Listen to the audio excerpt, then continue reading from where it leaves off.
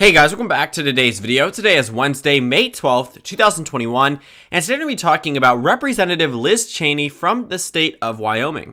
Now, if you've been watching my videos for the past couple of days, you'll know that I've been talking about her pretty closely, mainly because she is the third highest ranking GOP official in the House of Representatives. She's currently the Republican, or was the Republican conference chair, and now will be replaced likely by Representative Elise Stefanik from New York's 21st Congressional District. But how did this happen? Well, there's a lot of speculation about Liz Cheney being ousted, largely because she claimed, and this sounds normal, but she claimed that the election was not rigged. That was enough to get her out of this position. Previously, she had voted to impeach President Trump. She didn't vote with any of the directions that he wanted to after the election had occurred. And, looking at the vote in the 117th Congress, which is pretty much just the votes under President Trump, the rest of it is all within the GOP. She has voted to, number one, impeach President Trump and voted to not object to the Pennsylvania election certification and Arizona. So essentially, the first mistake she made was taking the election results and saying, they were legitimate, but not directly coming out and saying it as boldly as she did a few days ago. But then it voted to impeach President Trump. And that was when the first misstep happened for Liz Cheney. She actually survived a vote. That's right, Liz Cheney was in a position where she could have been ousted back in February. They had voted on whether or not they were going to keep her as the representative from Wyoming who served as a high-ranking official within the GOP. They voted to keep her. They voted to keep her with over 100 Republicans voting in the affirmative to keep her. However, now, around a week ago, she came out with a statement saying that the 2020 election was not stolen. She said that the results in Wyoming, the results in Michigan, the results in Ohio, Utah, wherever it is, in every state around the country, in every congressional district, the election was legitimate. The election was not a rigged one. So looking at that, looking at the map itself, just based off the fact that Liz Cheney is a Republican, you might expect her to say, maybe there was some election fraud in Wisconsin, maybe there was some in Pennsylvania, but Michigan was right, Georgia was right, Arizona was right. She was full on this regular type of idea that, we would all know as a common knowledge, commonality, that the election was not rigged. But instead of giving any type of credit or any type of attention towards the baseless claims of election fraud, she plainly said it was one big lie. President Trump is perpetuating this lie. The election was not rigged. So here's what happened. Because she said that, the House put everything into motion. The GOP said, you are not a representation of Republican politics. Even though she comes from a state, the most Republican state in the union, Liz Cheney, to the Republicans, is not a representation of what they believe in. And then things got even worse. Kevin McCarthy said that a Wednesday vote is likely. Wednesday, May 12th. I mentioned this a few days ago because this was when the vote was supposed to occur. And that's exactly what happened. And then he backed Elise Stefanik. So in the first vote, what happened was Kevin McCarthy actually said, we need Liz Cheney. She has been someone who has been great for the GOP. She is someone who represents us. And while she may have voted to impeach President Trump, we can vote on different things and still be cordial. We can work together. We can have different ideologies in the Republican Party because that's how you win. Sounds great. Well, then fast forward to now, he does a complete 180. He goes out and endorses Elise Stefanik to become the Republican conference chair and essentially says that he's going to get rid of Liz Cheney. So the Republican Party seems to be very firm in their criticism against Liz Cheney. So what happens now? Well, since he said there's going to be a Wednesday vote, I'm sure you can tell from the title of this video that she is gone. But the way the GOP did it gave me, somewhat of a surprise. Instead of having a recorded vote, they had a voice vote. They did a voice vote to try to call it unity. That there was so many Republicans that there was not a need for individual votes to be recorded. Which also means that, people had the opportunity to not get rid of her. But they actually didn't like her this time. The first vote was anonymous. Back in February, that was anonymous. And they had said, let's keep her in. But since it was a voice vote, you might have expected the same thing to happen now, since there was no individual votes being recorded. People technically could lie, but of course sources are, close to the GOP, whatever it might be, might leak out. And this was actually meant to be sort of a unifying thing to show the Republican Party, to show the mainstream media, to show the Democrats, show the independents that they all wanted Liz Cheney out. Obviously, there were some in opposition to getting rid of Liz Cheney. I'm sure there were probably 40 to 50 Republicans who said, I don't want her out. But at the end of the day, there's a lot more than just 40 to 50 Republicans within the House of Representatives. There's 213 of them in full, capacity, some vacancies right now, so around 208 of them. But way more than 40 to 50. Not enough, not nearly enough to keep her from being pushed out of her top position. And Liz Cheney is going on a full, tour back and saying, this is because of President Trump, saying, quote, I will do everything I can to ensure that the former president never again gets anywhere near the Oval Office, end quote. That's a Republican representative from the most Republican state in the country saying she will ensure that President Trump will never get close to the Oval Office ever again. And I believe her. She was asked this question on Fox News, would you support Donald Trump if he was the 2024 Republican nominee? And she said, I will not. This is why she got so much criticism. She turned her entire back on President Trump. But this is what her conscience was telling her. This is what she believed was right. And many Democrats agree with the statements that she made. And many Democrats and independents are looking at this and saying, the GOP is only for Trump, only for those who support him. Because as soon as one person steps out of line, they get removed from leadership. As soon as one person gets put in a difficult position and they call the election not rigged, they will be ousted from leadership. But there's also somewhat of a double standard. Kevin McCarthy says no one is questioning the legitimacy of the presidential election. And he sort of tries to fix that, saying, I think with all of this over sitting here with the president today, pretty much he's saying because the election was decided and Joe Biden is inaugurated, no one's questioning it.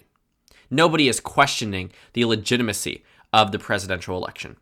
Well, then why is she being ousted for voting, for saying that the election wasn't rigged?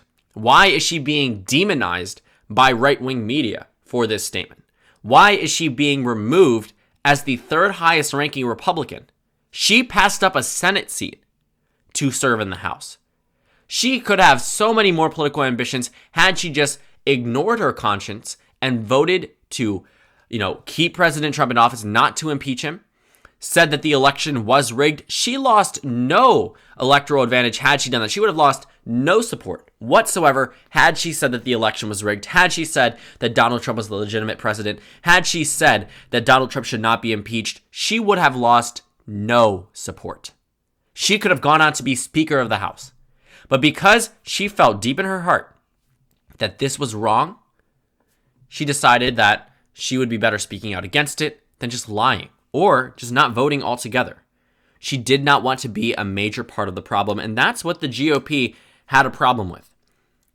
Kevin McCarthy sort of hinted at this, that as long as she wasn't outwardly opposed to what Kevin McCarthy believed in or what Donald Trump believed in, she could remain in leadership. But Liz Cheney is not one to go quietly. She's not just going to sit there and say, my voice doesn't matter. Liz Cheney's father was the vice president of the United States. Liz Cheney is a very recognizable name. Her last name could have carried her far. She knew she had influence, and she still does, because I'm sitting here making a video about one Republican from Wyoming. Not even from a competitive district, not even from a competitive state, not even from any type of swing state position could she ever be in a position where she loses. And this channel is all about elections. What she is doing, being so outspoken as a high-ranking or previously high-ranking GOP official, was worth noting. And she knew she had the power to speak out against it, but that power has now been stripped away from her. Donald Trump releasing a statement calling her a bitter, horrible human being. These are fighting words, saying she's a talking point for Democrats. Whether that means the border, the gas lines, inflation, or destroying the economy, well, President Trump, that simply is not true. The thing is, she was one of the most reliable GOP votes in the House of Representatives. One of the most reliable President Trump votes in the House of Representatives. She backed his position 96% of the time in the 115th Congress.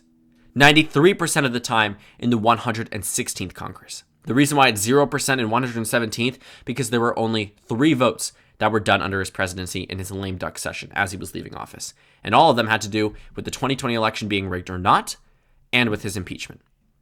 Who is replacing her? Elise Stefanik. I mentioned this yesterday. I think how, McCarthy had endorsed her, but why does this make sense? Elise Stefanik didn't back President Trump. 65%, at most 90% in the 115th Congress. Liz Cheney was at 96. 65% for that 2-year time period where President Trump was in office. That's kind of, not too good.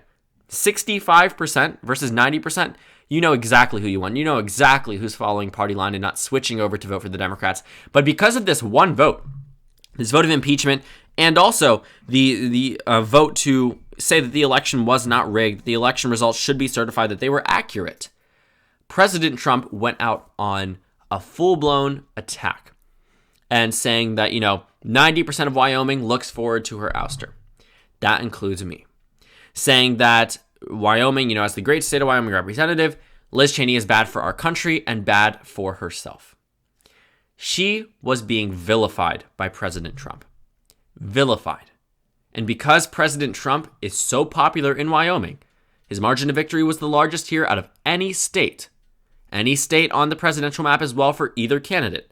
Donald Trump won 70% of the vote in Wyoming. That's insane to think about. That's unheard of. DC is the only other, other district that really can be compared in terms of how partisan. Wyoming is ultra partisan in favor of the GOP. And Donald Trump, as we know now, and we've known for a while, comes before every other person within the GOP. If Donald Trump turns on you, you're out. Liz Cheney, being a representative from Wyoming, has a lot more ties to Wyoming than Donald Trump does. But because of his 2016 popularity, because of his 2020 popularity in Wyoming, they say, Liz Cheney's out, we want Donald Trump. They say they want Trump where he is. They want him to be that representation within the GOP. And whoever he takes out, whoever he says is not a representation, deserves to be ousted. And in this case, was Liz Cheney. But then the GOP is going to look at this and say, why do more Americans identify with the Democratic Party than they do the Republican Party? Why do more Americans believe that the Democratic Party should be viewed in a more favorable light than the Republican Party? Following the 2019 year, the GOP actually took over from the Democrats for the first time in Trump's presidency. Second time in Trump's presidency, leading into the 2020 year, right before the pandemic had hit. And then it dips down as soon as the pandemic goes into full force. And then after the 2020 election, the Democrats have an 11-point advantage over the GOP. Around Election Day in 2020, it was not an 11-point advantage.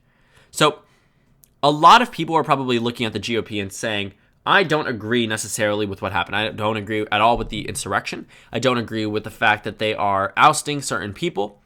Pretty much, the GOP is at a crossroads here where they have to decide whether or not they are going to go with President Trump for the next decade, or whether they are going to return to the party of normal conservatism. That's the thing. And when you're looking at the election results, Donald Trump had some type of beneficial impact in Iowa and Ohio and Florida. He had a detrimental one in other states. North Carolina, Georgia, Texas, Arizona, all states that are on the radar for Democrats come 2024. So, while they may have increased in certain areas, they've decreased in others. Donald Trump's style of appeal only works really in the Rust Belt. In other states and Florida, because of his improvement amongst minority voters. But look at Georgia, for instance. Hasn't voted for a Democrat since 1992 before 2020. Arizona, 1996 before 2020. Texas is on track to flip for the first time in 2024 or 2028. That would be the first time it went blue since 1976. Looking at a lot of these states here, while President Trump had gains relative to other Republicans, the long-term effects are detrimental because it only took one election for the Democrats to win back Wisconsin, Michigan, Pennsylvania. But they also won Georgia and Arizona, states that have been sought out for since the 90s, since the Bill Clinton era. I had not been born. I was not alive in a time where Arizona or Georgia went blue. I had not been alive when those states had 2 Democratic senators until now. Okay, so looking at those states, it was a long time coming, a lot of hard work for the Democratic Party, but it came largely because of the organizing from people in the states. In addition, Donald Trump certainly expedited the process. He made voters that were already skeptical about voting for the GOP not want to vote for the GOP, especially those suburban voters, and largely turned the state blue alongside with, I'm sure, with plenty of Democratic operatives that were able to tap into that.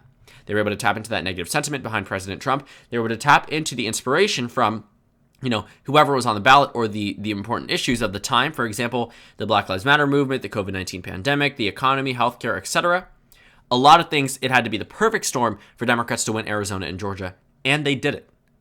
And this is not necessarily, this is not because Joe Biden was a superb, exceptional candidate. I'm sure he helped, but it was largely because Donald Trump was being negatively viewed. The Republican Party was negatively viewed of in the state of Georgia and still is today because of moves like this one, where they oust people, they go up against cancel culture, they say the Democrats are trying to cancel Dr. Seuss, and then they strip someone of their position simply because they said the election wasn't rigged. Isn't that weird to think about? That the party's sole reason for this was the fact that she said that the election wasn't rigged and Trump was lying. That Trump caused the insurrection. That's not necessarily a partisan statement. I know that the right wing has really tried to make it one, but you can't arrive at any other conclusion. It was not Antifa at the Capitol. It was not Democrats at the Capitol. No, those were Trump loyalists, and the House is full of them. And the House is looking at this and saying, Liz Cheney needs to go out. But to the American public, this is what happens. The party gets viewed negatively. I don't think this dooms their chances at the midterms by any means. People forget things. But this will still be in the back of the minds of many voters, especially those that were previously GOP voters that may have liked Liz Cheney, that are now looking at it and saying, well, they've gotten rid of Liz Cheney. They've censured John McCain. They've censured other Republicans, Doug Ducey. In other states, they've censured plenty of Republicans who haven't been too supportive of President Trump, all because of that alone. And I think that many independent, leaning conservative voters are looking at it and saying, I might just suck it up and vote for a Democrat like I did in 2020. Because if the GOP doesn't change, if they don't strip away from President Trump wholeheartedly, because I'm sure that they can adapt certain things from him because he was a winnable candidate in 2016, and I don't doubt that they will take the good of his campaign. But right now, they're taking it all. They're taking it and they're getting people out who don't wholeheartedly support President Trump, and that is not a winning strategy. The numbers are reflecting it. The American people are responding, and I can tell you that 2022 might not turn out the way they want it to if they continue down this very dangerous pathway. President Trump is not a consistent winner. He won once, did not win again. He did not help in the midterms. He did not help in the special elections. There is nothing indicating that Trump should be the ground zero for the Republican Party, that he should be the sole and biggest voice in the party. Because at the end of the day, he lost re-election, the first president to lose re-election since George H.W. Bush, who was first elected in 1988. I don't know why they're choosing him out of all people, but he should not be this messiah of sorts within the Republican Party unless he can prove his worth. And so far, we haven't seen it, but they're taking plenty of actions to prove to them that they are Trump loyalists. So thank you guys so much for watching this video. Make sure to comment down suggestions below. Subscribe on the left if you haven't already, and check out the Instagram and Twitter. At the bottom left of the screen, there's also a Discord server for you to go ahead and join. On the screen, there's a video you can watch and then a playlist for my 2022 midterm election analysis videos. Again, thank you guys so much for watching, and I will see you all later today.